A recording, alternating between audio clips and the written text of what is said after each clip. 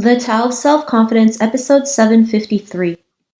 Welcome to the Tao of Self-Confidence, where I share stories of amazing women who have discovered their inner journey to self-confidence. Visit our website at thetaoofselfconfidence.com. Your inner journey to self-confidence awaits.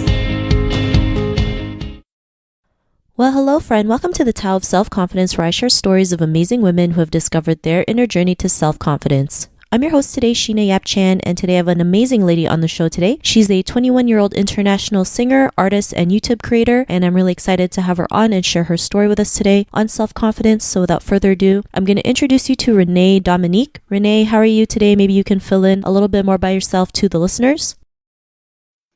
Hi, yes, I'm Reneé Dominique. So yes, I'm a singer, I'm a songwriter and an artist, and I've been doing YouTube videos since 2012. And yeah, I'm also, really known for doing covers on YouTube. And yeah, thanks for having me here. Awesome. Well, thanks for sharing that. And Reneé, what's your cultural background? I'm Filipino, born and raised in the Philippines. And I could say that the values and the outlooks that I have are really based on where I was born and where I was raised. But I could say that I was very westernized in a way that I really grew up watching a lot of TV and just being around people of different cultures. So I could say that I really do have a good sense of different cultures and how to really relate to people from different places, just because I really also love watching American TV. And yeah, I think that also helped shape whatever personality and preference I have now. Thanks for sharing that. And Reneé, what's your favorite self-confidence quote? I think it would be that there are 7 billion people in this world, but there is only one you. So I think that is one thing that really stuck to me, because I would constantly compare myself to other people. But then when I remind myself that, yeah, there may be people that are similar to me or similar, they're doing things that are similar to what I do, but there is only one Reneé Dominique. There's only one you. So if you choose to focus on that, then that will really affect your whole outlook on yourself. Thanks for sharing that great quote. And in your own words, how do you define self-confidence? For me, self-confidence is really just embracing your flaws and your imperfections and learning to use that to your advantage. And I think for me, one person is really confident when she is at peace with her strengths and especially with her weaknesses. And it could take a while. And I think that, for you to be fully confident with yourself, you really have to address first the things that you think you lack or the things that you don't like about yourself, and learn how to work with that. And once you've embraced that, then that's what makes you truly confident with yourself. Thanks for sharing that great definition. And Reneé, what was your life like before your discovery of self-confidence?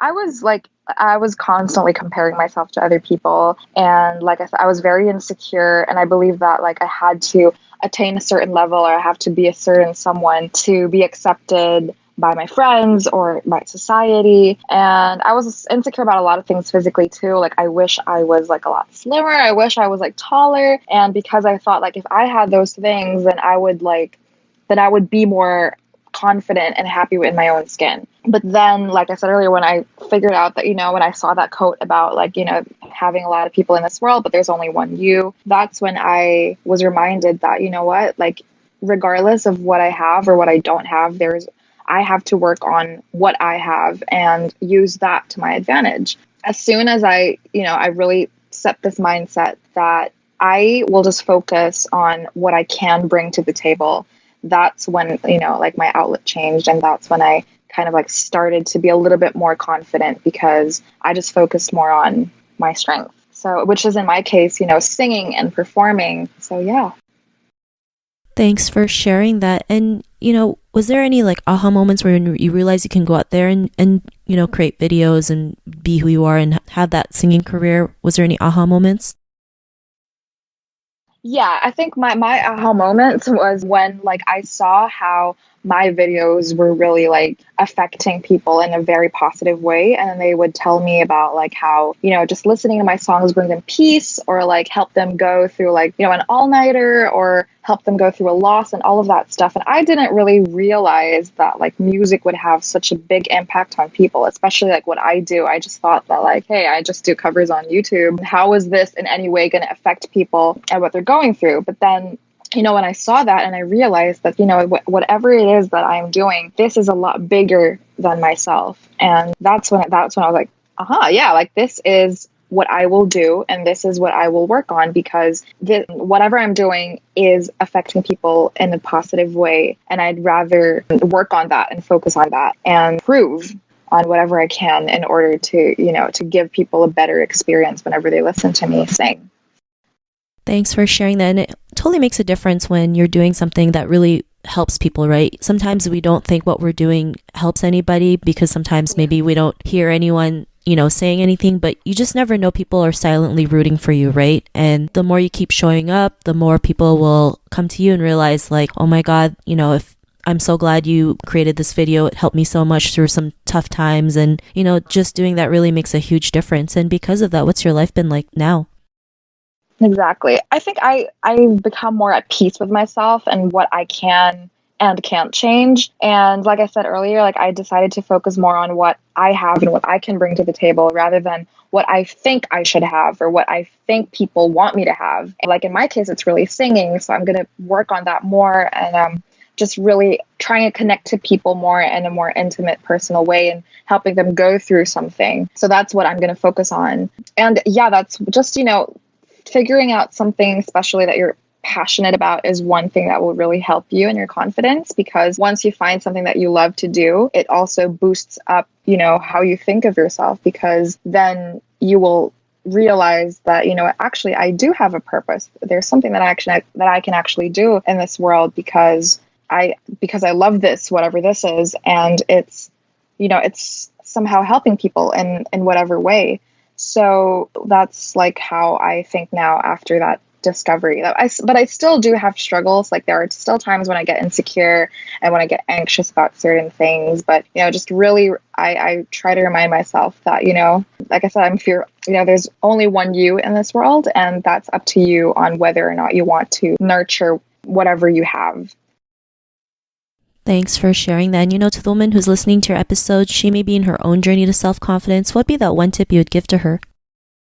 Okay, so in order to, I guess, improve yourself and do necessary things for the better, we must accept and embrace the imperfections first, knowing that this is what makes us unique and who we are as women or as people. And also, like, one thing that's really important is to surround yourself with people who will uplift and inspire you to create and pursue your passion, because that is also one important thing when you surround yourself with people who believe in you and your ability. And yeah, just do not base your identity on like worldly things or on your achievements, but base it on something bigger. It could be like in your faith, or it can be on your work, or what you're really, really passionate about. And make sure that whatever it is that you're passionate about has to be something that is also going to be of help to other people.